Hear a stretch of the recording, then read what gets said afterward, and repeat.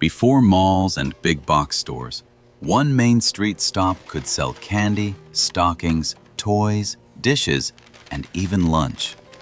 In the 1950s, Americans often called these places five and dimes, five and tens, or simply variety stores. The old nickname no longer meant everything cost 5 or 10 cents. Many goods already sold for much more. What mattered was the mix. Small necessities, inexpensive treats, seasonal surprises, and everyday items gathered under one roof. Walk through one today in memory, and the counters themselves can feel almost as familiar as the merchandise. Number 1. The candy counter. Few parts of a five and dime announced themselves faster than rows of colorful candy behind or across the counter. Hard candies, gumdrops, jelly beans, caramels, and other small sweets could be sold in modest quantities for pocket change. In many stores, clerks used metal scoops, paper bags, and scales instead of handing over factory-sealed family-size packages. Children could linger over the glass compartments, weighing more choices than a small allowance could possibly cover. Some counters mixed bulk candy with boxed chocolates, chewing gum, mints, and seasonal treats arranged near the busiest aisles. The prices were low enough that a nickel, dime, or quarter still felt meaningful in a child's hand. Parents could finish an errand, while children studied the candy as carefully as adults studied the household goods. At Easter, Christmas, and other holidays, the ordinary candy section often expanded into bright temporary displays. The exact selection changed by chain and town, but inexpensive sweets remained one of the classic variety store attractions. Even decades later, many memories of the five and dime begin with the sight of candy lined up within easy view. Number 2. The toy counter. Five and dime toys were often small enough for an impulse purchase and simple enough to understand at a glance. Metal jacks, rubber balls, yo-yos, balsa wood gliders, toy cars, dolls, and cap pistols filled shelves and counter displays. Much of the appeal came from variety rather than luxury. One counter could offer something for nearly every age. Cardboard packages and open displays made the toys easy to see, compare, and point out to a parent. A child did not need a birthday to study this counter, because many items were priced like ordinary treats. Seasonal toys appeared too, with outdoor playthings in warm weather and gift-minded displays as Christmas approached. Some toys were sturdy metal or wood, while cheaper novelties were designed for short bursts of fun. Brands varied widely, and independent stores might carry different lines from the big national chains. What remained consistent was the sense that a little spending money could still buy something that felt entirely your own. That made the toy counter one of the most reliable places for children to slow down while adults kept shopping. Number 3. The lunch counter and soda fountain. Many larger Woolworth, Kresge, and other chain locations included a luncheonette, though smaller five and dimes often had none. Rows of stools faced a long counter where shoppers could order coffee, sandwiches, pie, ice cream, or a quick plate lunch. The setting was practical rather than fancy, designed to turn a shopping trip into an affordable meal without leaving the store. Chrome trim, counter stools, menu boards, glassware, and the sounds of dishes gave these sections a character all their own. A soda fountain could serve milkshakes, sundaes, fountain drinks, and other inexpensive treats that made shopping feel like an outing. Downtown workers and families used the counter as a convenient meeting place as well as somewhere to eat. But that familiar counter was not equally welcoming to everyone. In parts of the South, Jim Crow segregation could bar black customers from sitting and being served at these counters. So the same familiar lunch counter could mean comfort and convenience for some shoppers, but exclusion for others. Where lunch counters existed, they became among the most recognizable features ever associated with the American five and dime. Number 4. The pet counter. Some five and dimes, especially larger or better stocked branches, sold small live animals alongside their ordinary merchandise.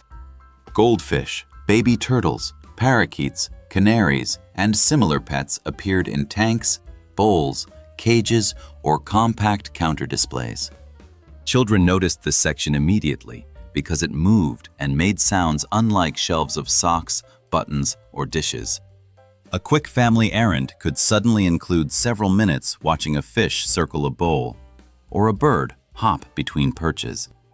Pet supplies were usually modest, matching the small animals and low-cost purchases associated with the variety store format. Not every chain, town, or branch offered live pets, so this was never a universal five and dime feature. But stores that did could create unusually strong childhood memories because the merchandise was literally alive. Standards for animal display and care were far more casual than most shoppers would accept today. The pet counter reminds us how broad the old variety store idea could be, stretching well beyond household necessities. One aisle might hold sewing thread, while only a short walk away, a child could be staring into a goldfish tank. Number 5. Glass-topped counters and little price cards. The furniture of the store mattered almost as much as the goods displayed on it. Long wooden islands, glass-topped cases, stepped shelves, and divided counters helped organize thousands of unrelated small items. Some merchandise still sat behind glass or within a clerk's reach, especially goods that needed measuring, weighing, or closer handling.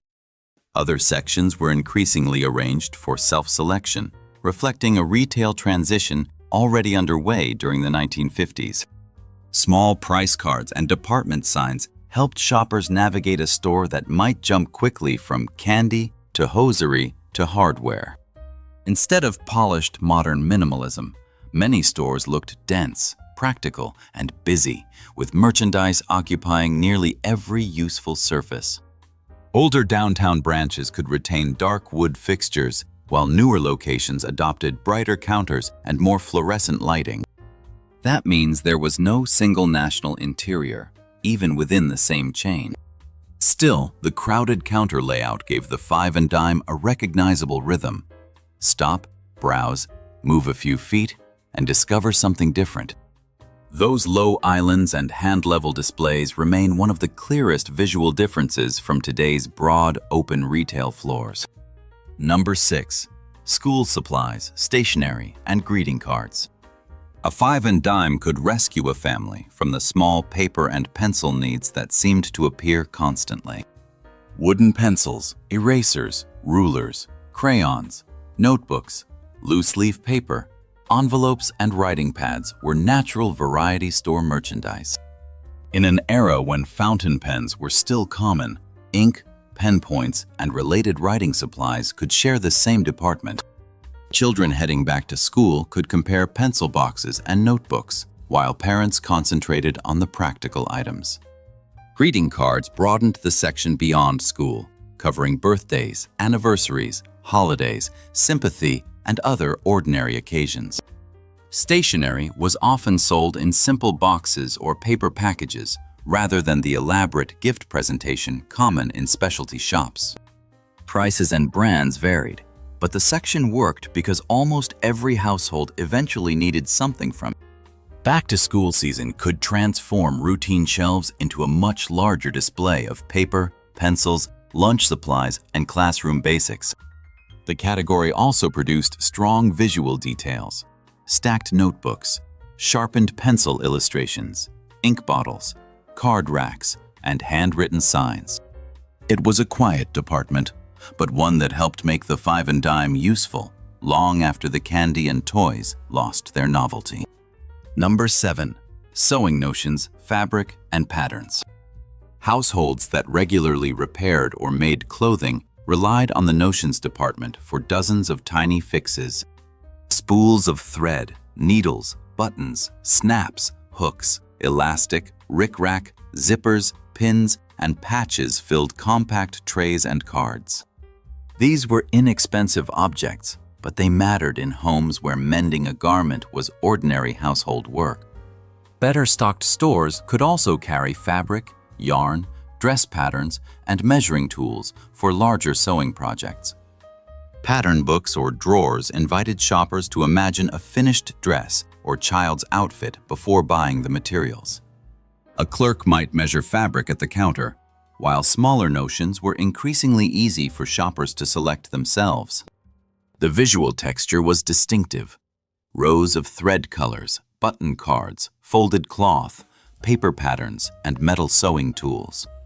This department also shows why the 5 and dime name could be misleading by the 1950s.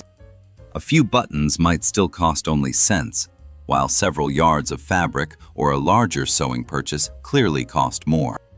Yet both belonged naturally in the same store because the real promise was affordable variety, not a literal 10-cent ceiling. Number 8. Cosmetics and toiletries. Small beauty and grooming purchases fit neatly into the 5 and dime's everyday, low-cost role. Face powder, cold cream, nail polish, lipstick, talcum powder, combs, shaving supplies, soaps, and other toiletries filled compact displays. Glass jars, metal tins, cardboard cartons, and small bottles gave the department a very different look from modern, plastic-heavy shelves. Some products were familiar national brands, while others were cheaper lines chosen for the value-minded shopper. A teenager could linger over nail color or lipstick, while a parent picked up soap, hair tonic, or shaving necessities. Mirrors and small display stands sometimes helped turn an ordinary counter into something that felt a little more glamorous. The scents could overlap: powder, soap, hair products, and perfume, creating a recognizable atmosphere around the section. Even here, the 5 and dime emphasized accessibility rather than luxury department store service. Customers could buy a small personal treat without entering an expensive cosmetics salon or making a major purchase. That combination of necessity and inexpensive indulgence made toiletries and cosmetics a durable part of the variety store mix. Number 9. Costume jewelry and hair accessories. Near the beauty goods, another counter offered inexpensive ways to change an outfit without buying new clothing. Clip-on earrings, brooches, necklaces, bracelets, barrettes, hair combs, pins, and other accessories appeared on cards or in small cases. The jewelry was meant to be affordable and fashionable, not mistaken for fine jewelry from a dedicated jeweler. Bright stones, imitation pearls, polished metal, and decorative pins gave this section more sparkle than most practical departments. Girls and young women could browse styles that echoed current fashions at prices suited to everyday shopping. Hair accessories were equally useful, ranging from plain, functional pieces to decorative barrettes and combs. Small packages made these items easy to display densely, with many choices packed into only a few feet of counter space. These little racks changed with fashion, giving shoppers a quick way to pick up a newer look for less. The department also made a good gift stop when a shopper needed something inexpensive but a little more personal. Among rows of practical goods, this was one place where the 5 and dime could offer a small touch of glamour. Number 10. Hosiery, socks, and handkerchiefs. Clothing basics were another reminder that 5 and dimes handled serious household shopping as well as treats. Women's nylon stockings, men's and children's socks, and folded handkerchiefs could occupy substantial sections in busy stores. Stockings were often boxed or packaged carefully, since size, shade, and condition mattered to the buyer. Clerks could help locate the correct size, while customers compared shades intended to match shoes or clothing. Children's socks and everyday family hosiery were less glamorous, but exactly the kind of repeat purchase variety stores depended on. Handkerchiefs came plain, patterned, embroidered, or boxed for inexpensive gifts. These small textile goods were easy to stack and display, yet they represented routine household consumption across many age groups. The section could sit close to lingerie, aprons, or other clothing basics in larger branches. Unlike today's disposable paper habits, a drawer of washable handkerchiefs was still perfectly ordinary in many homes. That makes this counter especially useful for showing how everyday shopping routines have changed, not just which store names disappeared. Number 11. Aprons and everyday clothing basics. Some five and dimes carried much more clothing than the modern phrase variety store might suggest. Aprons, slips, underwear, children's basics, simple blouses, bathing suits, and other inexpensive garments appeared in many larger locations. Aprons were especially at home in a 1950s household goods environment, sold as practical clothing for everyday domestic work. Displays could place folded garments on shelves, while sample pieces hung above the counter where shoppers could inspect them.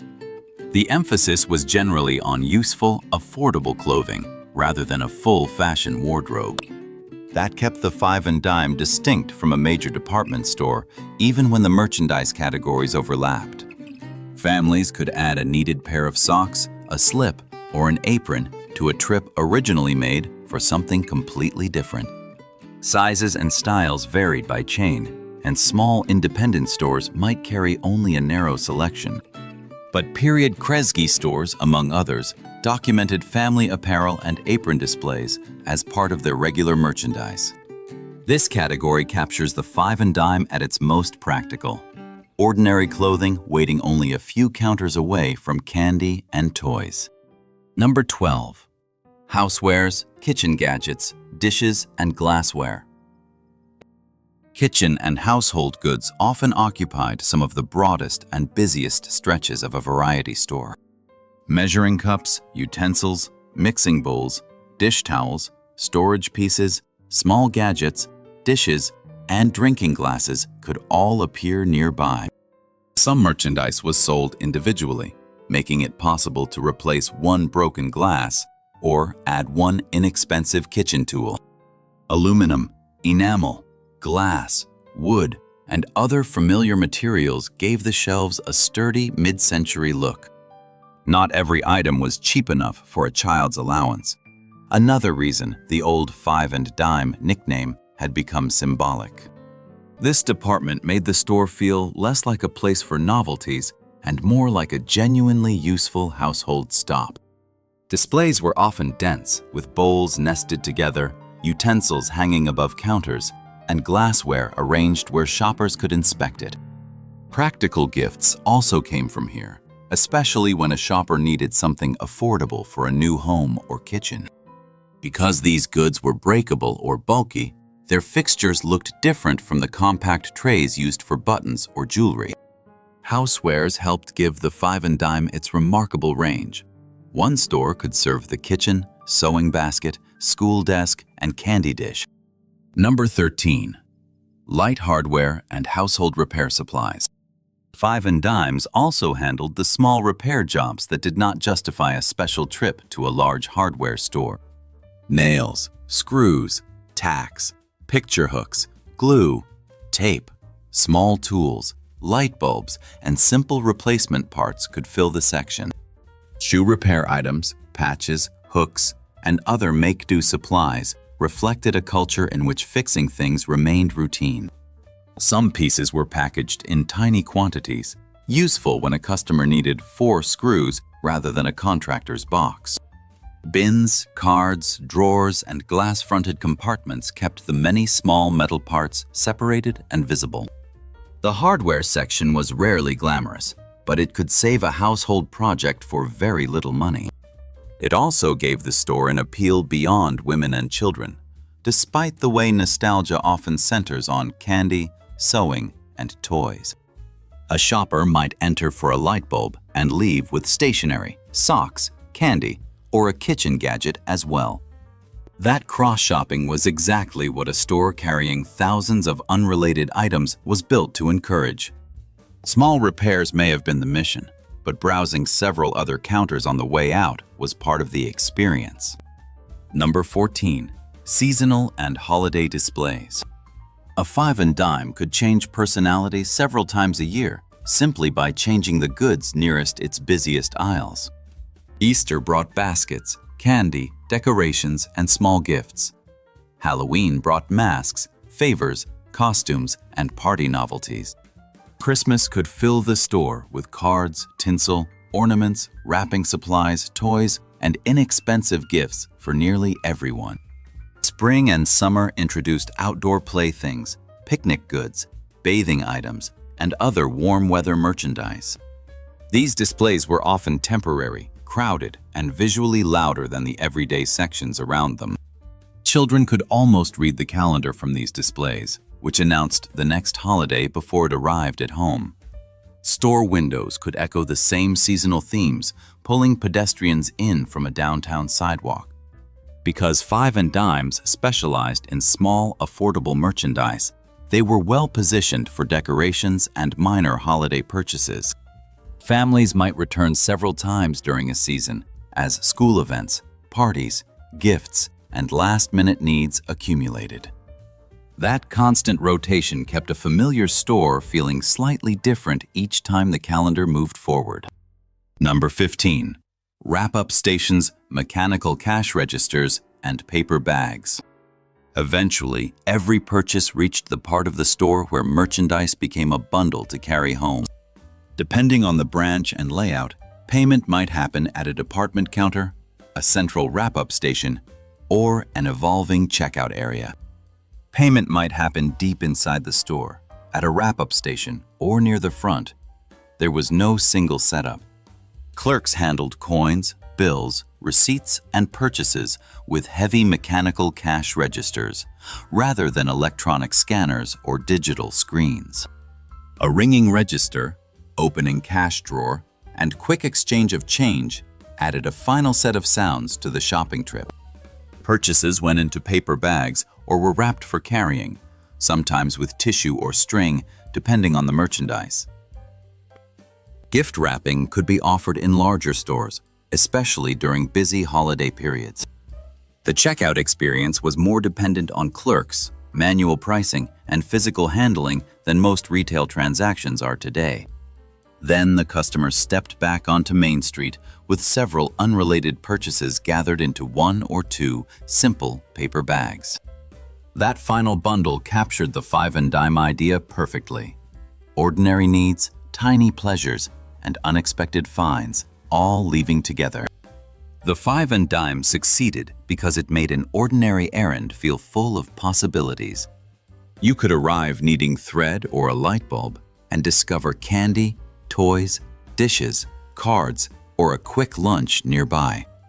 No two stores were identical, and large downtown chains offered far more than many small-town independents.